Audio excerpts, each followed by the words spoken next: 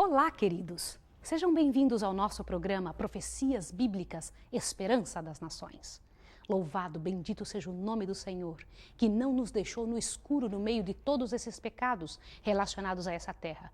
O Senhor Deus nos descortina as profecias e nos mostra o que está acontecendo por trás dos bastidores, o que realmente está acontecendo com as nações da terra. E você está envolvido. Eu também estou envolvida, nossa família, o mundo inteiro. O envolvimento é global, aliás, é universal, porque somos espetáculo para os mundos. Queridos, vamos orar agora. Vamos pedir a Deus que Ele nos abençoe ao abrirmos a palavra sagrada. Vamos buscar ao Senhor. Vamos orar a Deus neste momento. Misericordioso Deus e Pai que estás nos céus, em nome de Jesus eu te peço, vem nos abençoar, Senhor. Vem nos dar o Santo Espírito para entendermos, para abrirmos o nosso entendimento, para movimentar o nosso desejo, a nossa vontade, Senhor Deus, para que possamos fazer o Teu querer, aquilo que o Senhor quer. Em nome de Jesus Cristo, aquele que está no lugar santíssimo do santuário celestial, nós nos colocamos à Tua disposição e confiamos em Ti. Amém, Senhor. Querido, vamos juntos agora nessa excursão grandiosa que estávamos tendo no livro de Daniel. Nós vamos estudar as profecias e estamos começando com o livro de Daniel, esse livro tão espetacular, cheio de detalhes interessantes, cheio de buscas incríveis, que Deus, na sua maneira de se revelar, trouxe para cada um de nós. Você se lembra que Daniel estava tendo uma visão? Ele teve a visão no capítulo 8 do livro de Daniel, sobre um carneiro e um bode. Lembra disso? E que o anjo disse que o carneiro era os reis da Média e da Pérsia. E que o bode, aquele bode peludo, era quem? Era a Grécia. E disse também que dos 4 generais que iam surgir da Grécia, ia aparecer um reino pequeno chamado Chifre Pequeno. Este reino faria luta contra o príncipe dos príncipes, se engrandeceria contra o rei dos reis e tiraria o que se faz dentro do santuário celestial e tomaria o lugar dele. Lembra-se disso? Mas enquanto Daniel estava tendo essa visão, houve alguma coisa interessante. Ele viu 2 anjos conversando. E estes 2 anjos, ao falarem, diziam para o outro o que está em Daniel, capítulo 8, verso 13. Depois ouvi um santo que falava a outro e dizia um ao outro: até quando durará esta visão do sacrifício contínuo e da transgressão assoladora para que seja entregue o santuário e o exército para serem pisados? Verso 14, e ele me disse, até 2.300 tardes e manhãs, e o santuário será purificado. E Daniel, ao ouvir aquilo, vê o anjo Gabriel vir até ele e dar a entender toda a visão. Mas não chega no finalzinho e ainda diz mais um detalhe a respeito dessa visão da tarde e da manhã. Quer ver o que é? Veja no verso 26.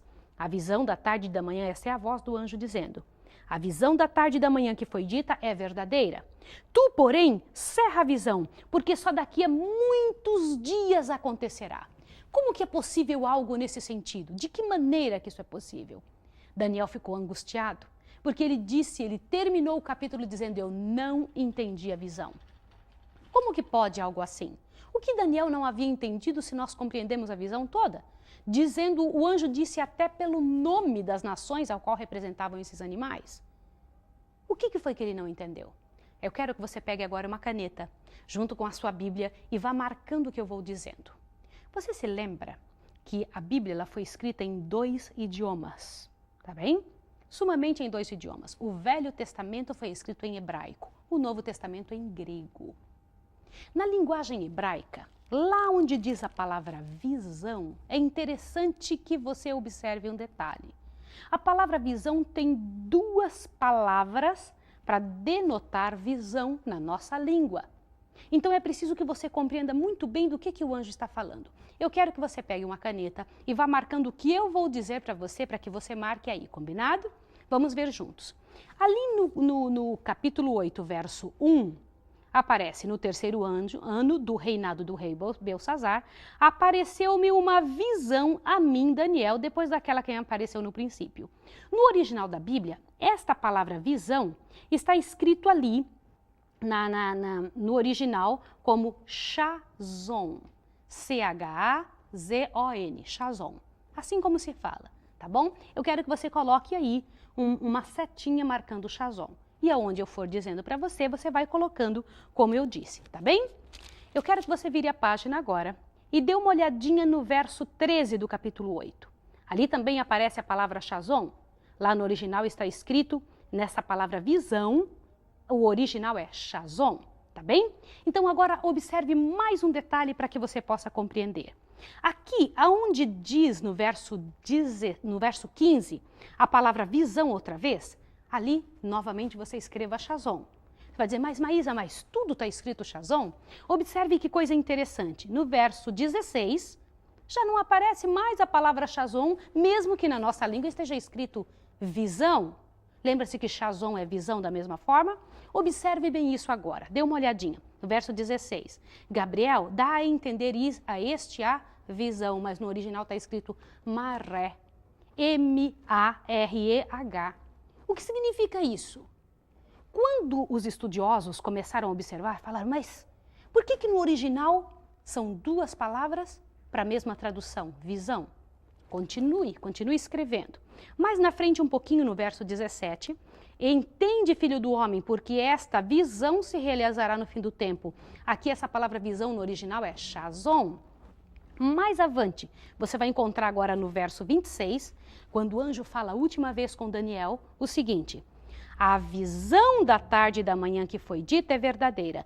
Tu, porém, cerra a visão, porque só daqui a muitos dias se cumprirá. Você vai agora colocar duas palavras diferentes, traduzidas as duas por visão. A visão da tarde, a maré da tarde e da manhã que foi dita é verdadeira. Tu, porém, cerra a chazon, porque só daqui a muitos dias se cumprirá. Aí Daniel, no verso 27, explica para nós o que é que ele não estava entendendo. Eu, Daniel, estive enfraquecido e enfermo alguns dias. Então me levantei e tratei dos negócios do rei. Espantava-me como a maré e não havia quem a entendesse. Por que em algumas partes visão é maré e em outras a visão é chazon? Você vai dizer, mas eu não quero saber destas coisas relacionadas à língua hebraica. Mas se você não compreender isso, você não sabe o que ele queria dizer com isso e nem mesmo o anjo. Lembre que foi uma linguagem usada pelo anjo. Queridos, agora você vai entender o que significa uma palavra e a outra. A palavra chazon no hebraico significa visão como um todo, o capítulo inteiro, a visão completa. Maré é só uma parte da visão. Esclareceu a sua mente agora? Deu para você compreender? Daniel havia entendido uma parte da visão, só que havia um pedaço que ele não havia compreendido.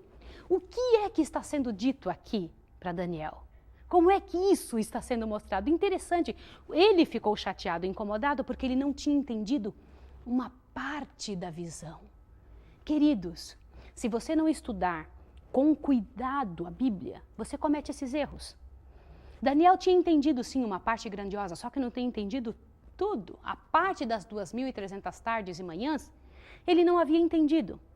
Agora vamos entender o que é uma tarde e o que é uma manhã. Vamos lá? Abra sua Bíblia em Gênesis. Essa linguagem de tarde e manhã foi usada a primeira vez por Deus.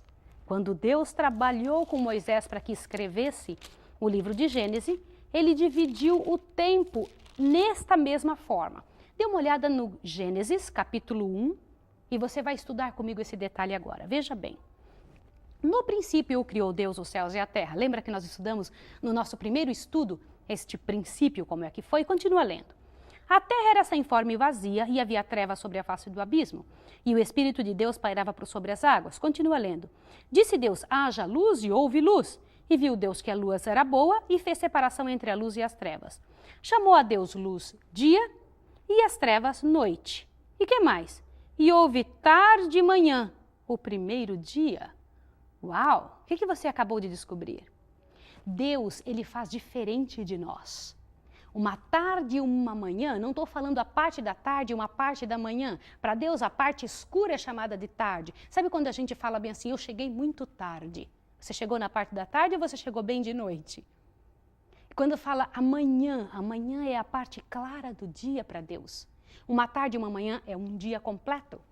Veja que interessante, o que foi que você acabou de descobrir? 2.300 tardes e manhãs são 2.300 dias, 2.300 dias, certo?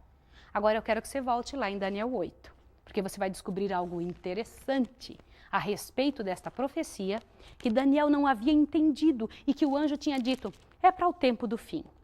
Olha o que diz aqui. Como que a gente entende esses 2.300 dias? Fala, 2.300 dias dá pouco mais de alguns anos, é mesmo? Então veja na linguagem bíblica, na linguagem profética, o que isso quer dizer. Vá na sua Bíblia em Ezequiel, capítulo 4, vá lá em Ezequiel. Ezequiel um pouquinho antes de Daniel, você vai encontrar o livro de Ezequiel, que é outro livro profético. Ezequiel, capítulo 4, o verso 6. Olha o que Deus instrui que seu povo faça relacionado ao tempo na profecia. Olha o que ele diz. Quando tiverdes, já encontrou o capítulo 4, verso 6? Faça isso, porque você precisa ter essa certeza. Lembre-se que nós estamos estudando profecias. Profecias têm que ter a significação que a Bíblia dá para ela na própria profecia. Vamos ver juntos. Quando tiveres cumprido estes, tornar-te-á deitar-te sobre o teu lado direito.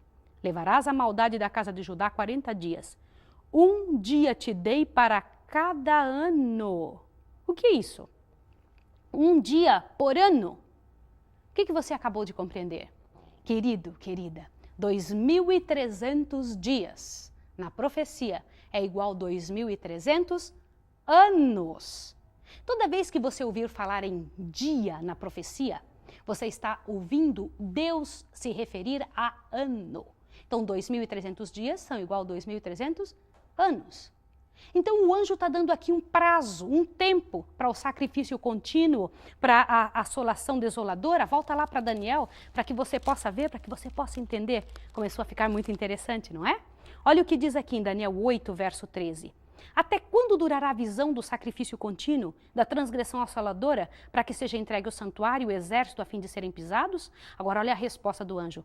Até 2.300 tardes e manhãs, ou seja, até 2.300 anos, e o santuário será purificado. Uau! O que Daniel poderia entender disso? Que coisa impressionante! Queridos, as profecias estão destinadas a nos dar maior compreensão e maior fé. Quem compreende a profecia consegue sentir-se cheio de fé, compreender que Deus tem um plano para ela, um plano para este mundo, um plano para este povo que vive aqui, para você e para mim, para os seus familiares. Por que 2.300 anos? O que Deus queria dizer isso? Quando começaria esses 2.300 anos? Quando terminaria? Tem alguma coisa a ver com a purificação do santuário? Mas, queridos, observem um detalhe. Na época de Daniel, aonde estava o santuário? Eu quero lhe comentar um detalhe. Lembra-se que Nabucodonosor havia destruído o santuário do povo de Israel?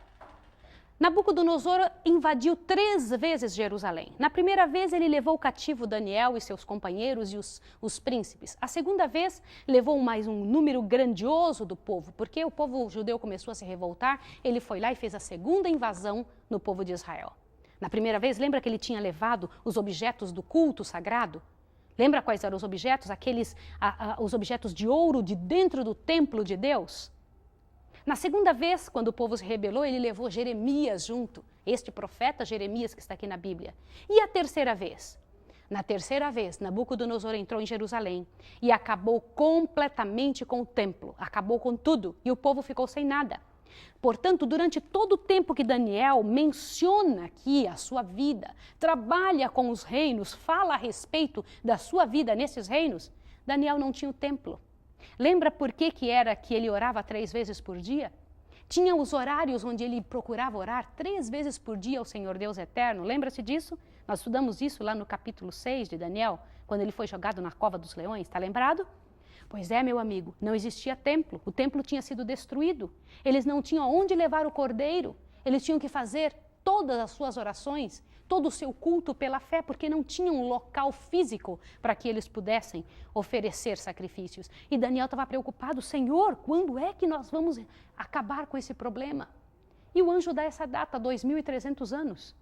Será que eles iam ficar tanto tempo sem um templo? O que será que o anjo estava querendo dizer quando explicou esse tipo de situação? Queridos, há coisas muito grandes para serem aprendidas, para serem ensinadas nessa profecia. Quando você compreende essa verdade, quando você entende as coisas como Deus esperava que você entendesse, quando você compreende a realidade do tema bíblico e de toda essa extensão da verdade de Deus, a sua vida começa a mudar. A sua visão começa a mudar. Veja que Deus é detalhista e muito detalhista. Deus trabalha com a linha do tempo completa, com os detalhes do que ele gostaria que o povo entendesse. Ele não esconde as verdades do seu povo. Ele não esconde as verdades daqueles seus escolhidos. Abra sua Bíblia em Apocalipse 1. Dê uma olhadinha que coisa interessante, o que Deus espera que seus filhos entendam a respeito da profecia. Dê uma olhada. Isso é importante você saber para entender por que você tem que chamar toda a sua família, todas as pessoas que você ama, todas as pessoas que você conhece. Quanto mais gente souber, menos pessoas serão enganadas. Quanto mais gente souber, mais você poderá estar envolvido de forma positiva na vida das pessoas. Dê uma olhada em Apocalipse 1, perceba bem. Revelação de Jesus Cristo, que Deus lhe deu, Deus deu essa revelação para Jesus, para mostrar aos seus servos as coisas que em breve devem acontecer. Para quem que deveria mostrar essa profecia? Para os seus servos. Querido, isso é para os servos verem. Ele as enviou pelo seu anjo e as notificou ao seu servo João. Agora, observe o verso 3. O verso 3 é para você e é para mim. Olha o que diz aqui. Bem-aventurado aquele que lê. Bem-aventurados os que ouvem as palavras desta profecia e guardam as coisas nela escritas, porque o tempo está próximo. Queridos, que coisa séria. É importante você ler, é importante você ouvir, mas é importante você guardar. Por isso você vai ser bem-aventurado. Sabe o que significa bem-aventurado? Bem-aventurado é aquele que é feliz perante o Senhor. Isso é coisa muito séria. Queridos, voltem para o livro de Daniel, essa bênção grandiosa que Deus quer dar para você e para mim. Veja o que traz aqui, o que Daniel fez então, depois dessa época, quando ele não havia entendido as 2.300 tardes e manhãs. Veja Daniel 9, capítulo 9. Estamos caminhando, não é? Estamos prosseguindo. Veja aqui no capítulo 9, verso 1. No primeiro ano de Dario, filho de Assuero, olha bem, Dario agora já era a nação medo-persa, da nação dos Medos, o qual foi constituído rei sobre os reis dos caldeus. No primeiro ano do seu reinado, Daniel, entendi pelos livros que o número de anos, olha aqui, Daniel tinha compreendido que aqueles dias falados ali no capítulo 8, pelo anjo que ele não havia compreendido, se referiam a anos. Que aqueles anos de que falou o Senhor ao profeta Jeremias, que havia de transcorrer sobre as desolações de Jerusalém, era de 70 anos. Por que ele cita isso ao iniciar esse capítulo? Daniel, ele não se contentou simplesmente de ficar sem saber. Ele foi buscar na Bíblia, aonde poderia ter mais alguma coisa que pudesse explicar para ele essas 2.300 tardes e manhãs. Queridos, a coisa é muito fácil de compreender. Quando você não sabe alguma coisa, tem que buscar ao Deus eterno. Tem que falar com ele, tem que buscar na palavra dele o que ele tem para revelar para você a respeito disso. E Daniel não fez diferente. Ele estava sem saber o que significava, buscou nos livros e encontrou no livro de Jeremias que Deus havia dito que o tempo que o povo dele ia ficar sofrendo como escravo seria de 70 anos. Deus havia dito isso através de Jeremias. Mas ele estava buscando o quê? Entender as 2.300 tardes e manhãs. Agora veja que linda oração de Daniel. Como que você imagina que Daniel orou ao Senhor? Que tipo de comunhão ele tinha? Lembra que Daniel não era um homem de duas caras? Ele vivia realmente a sua religião e quantas vezes esteve quase para morrer perante a verdade que ele sustentava? Lembra-se disso? E Deus sempre o honrou. Diz aqui, dirigi o meu rosto ao Senhor para o buscar com oração e rogos, com jejum, pano de saco e cinza. Orei ao Senhor meu Deus, confessei e disse, ó Senhor Deus, grande e tremendo, que guardas a aliança e a misericórdia com os que te amam e guardam os teus mandamentos. Por que é que aqui Daniel deixa claro que Deus guarda a aliança dele para com aqueles que amam a Deus e guardam os seus mandamentos? O que isso quer dizer? Pecamos, veja o verso 5, e cometemos iniquidades, procedemos impiamente e fomos rebeldes, apartamo-nos dos teus mandamentos e dos teus juízos. Daniel está reconhecendo que o fato deles estarem sendo escravos foi culpa exclusiva deles, do povo. Só que Daniel se coloca junto com isso, não acusa quem quer que seja. Ele não se volta para alguém e diz assim, foram eles, Senhor, que fizeram mal a ti. Lembra-se que Daniel tinha uma vida justa e santa? Percebe isso? No entanto, o que você percebe? Ele se coloca junto com o povo e diz: pecamos, cometemos iniquidade. Que caráter, que posicionamento de cristão, não é? Continua. Veja o verso 6. E não demos ouvido aos teus servos, os profetas, que em teu nome falaram aos nossos reis, nossos príncipes, nossos pais, como também a todo o povo da terra. Olha bem, você sabia que o povo judeu foi longamente, por anos, mais de 1000 anos avisados, que se eles fizessem o errado, eles seriam levados por escravos? E foi realmente isso que aconteceu, queridos. O povo de Israel, todo profeta que era levado perante eles, todo profeta que era trazido perante eles, queridos, eles mandavam matar. Vários deles foram mortos. O profeta Isaías foi cerrado pelo meio, porque vinha e falava: vocês estão cometendo iniquidade, estão fazendo o que é errado perante o Senhor, estão cometendo o que Deus pede que não cometa, estão transgredindo os mandamentos. E eles não queriam ouvir e mandavam matar os profetas. E na verdade eu quero lhe dizer algo. Todo aquele que se posicionar nessa terra para falar a verdade, o próprio Jesus disse, todo aquele que se posicionar a favor da verdade será caluniado, judiado, massacrado, maltratado, e muitos foram levados à morte. Por que não você? Preste atenção nisso, como é séria essa situação. E que mais? Veja o verso 7.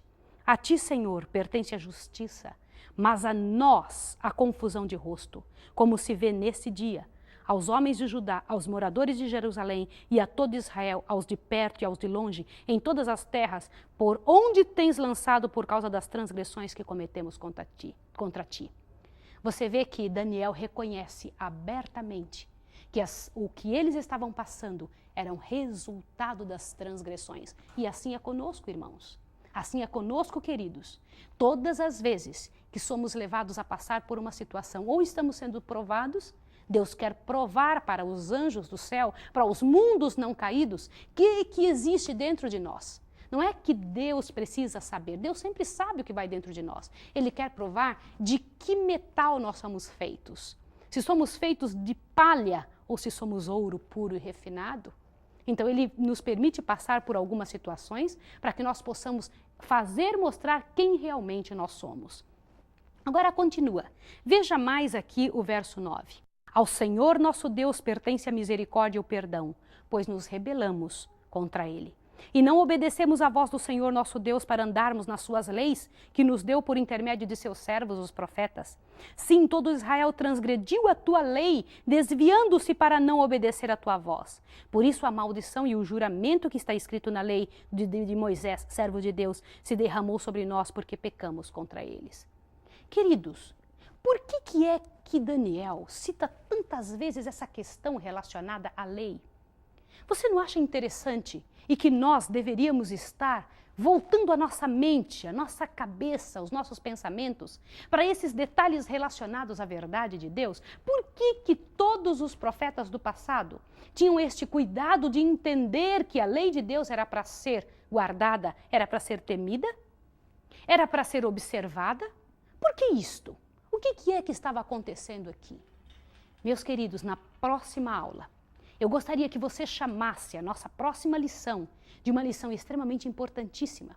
Nós não somente vamos estudar as 2.300 tardes e manhãs, como também vamos entender por que a lei de Deus é tão importante para esta terra, para os filhos de Deus. Por que transgredi-la causa tantas e traz tantas consequências? Você precisa compreender isso. Essa questão que existe entre todas as religiões, dizendo que a lei de Deus foi abolida, isso é verdade ou não? O que a Bíblia diz a respeito disso? O que o Senhor Jesus diz a respeito disso? O que o céu espera de nós em relação à sua lei? Isso não é brinquedo, isso é coisa muito séria. Veja que Daniel aqui reconhece que a transgressão da lei os levou a serem cativos. E mais, veja que ele confirmou a sua palavra que falou contra nós e contra os nossos juízes que nos julgavam, trazendo sobre nós um grande mal. Nunca debaixo de todo o céu aconteceu como em Jerusalém. Meus queridos, é uma realidade. Para o povo judeu nunca havia acontecido e nunca aconteceu com nenhum povo.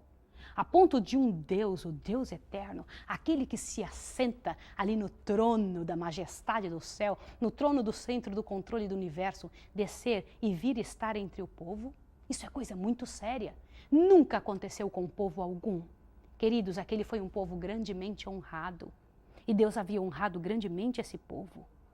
Você percebe que Deus está honrando a sua vida hoje? No restante da oração de Daniel, que nós vamos estudar com detalhes no próximo estudo, você vai ver o porquê que Daniel estava orando aqui, qual era a razão. E você vai ver que bela resposta Deus deu a ele. E Deus pode dar a mesma resposta a você. Deus se interessa pela sua vida, Deus se interessa pela sua decisão. Você é o amado do Senhor. A sua família é importante para Ele. Não permita que nada atrapalhe a sua decisão. Nenhum bem dessa terra, nenhum vício, seja o que quer que seja.